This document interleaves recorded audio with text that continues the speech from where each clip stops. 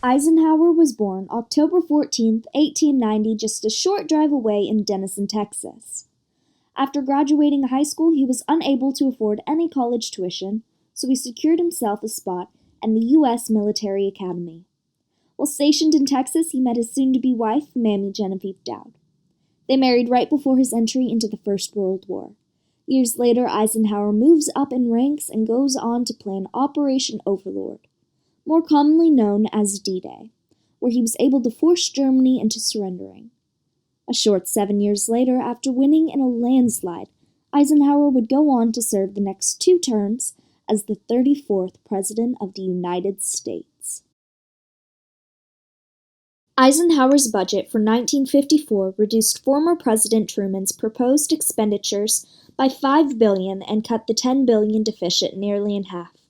Also under Eisenhower's presidency, he decided against any government-organized health insurance and also refused to allow tax cuts. His goal from this was to gain economic stability. Throughout his 8 years in office, the economy grew at an average of 2.4% each year. Also, unemployment rates and inflation rates remained low, improving lifestyles for most American families.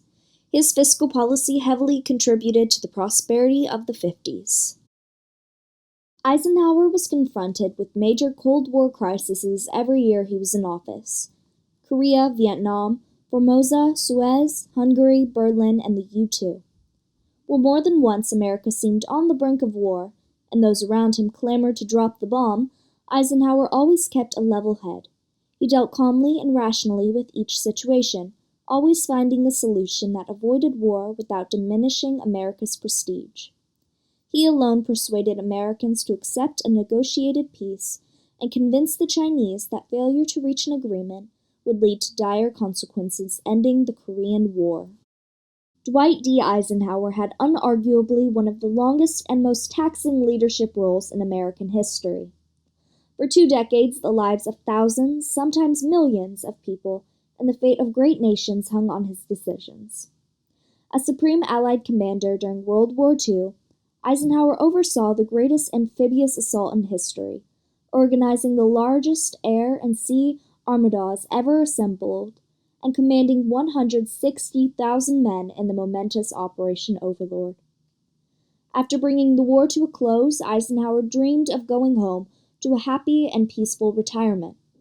Instead, he went on to serve in 5 more globally pivotal positions: head of the American Occupation Zone in Germany, Chief of Staff, President of Columbia University, Supreme Commander of NATO, and President of the United States of America. It's fair to say Eisenhower was not considered a champion of civil rights at the beginning of his first term.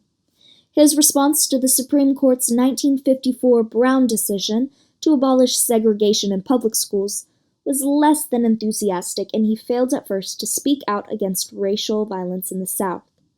But he went on to desegregate Washington, D.C., send the Army into Little Rock to desegregate Central High School, and sign the 1957 Civil Rights Act. Perhaps most importantly, he appointed liberal judges to the Southern federal courts who would be instrumental in upholding the civil rights legislation of the 60s. Some may say Eisenhower failed to denounce Senator Joseph McCarthy, and that had he publicly condemned McCarthy in his investigations, there would have been much less damage inflicted on innocent lives and the country's morale. But Eisenhower believed that to personally confront McCarthy would demean the presidency and give McCarthy exactly what he craved: more publicity. Eisenhower wasn't being stubborn or not wanting to solve the problem. He just chose to not make it worse, which in time did contribute to the end of McCarthyism. Eisenhower is also known for launching the Interstate Highway System, NASA, and the Defense Advanced Research Project Agency. Eisenhower accomplished many things in his presidency, and it is most definitely not limited to these points. Eisenhower improved foreign affairs, the economy, and led our country to success. And that is why Eisenhower is to be known not only as the 34th President of the United States, but the best President of the United States.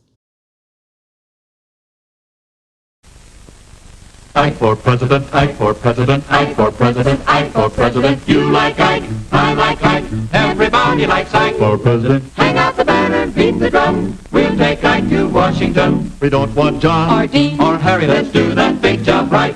Let's get in step with the guy that's hep. Get in step with Ike. You like Ike, I like Ike. Everybody likes Ike for president. Hang out the banner and beat the drum. We'll take Ike to Washington. We got to get where we are going. Travel day and night for president. Let Adelaide go the other way. We'll all go with Ike. President. You like Ike, I like Ike. Everybody likes Ike For president. Hang out the banner and beat the drum. We'll take Ike to Washington. We'll take Ike to Washington.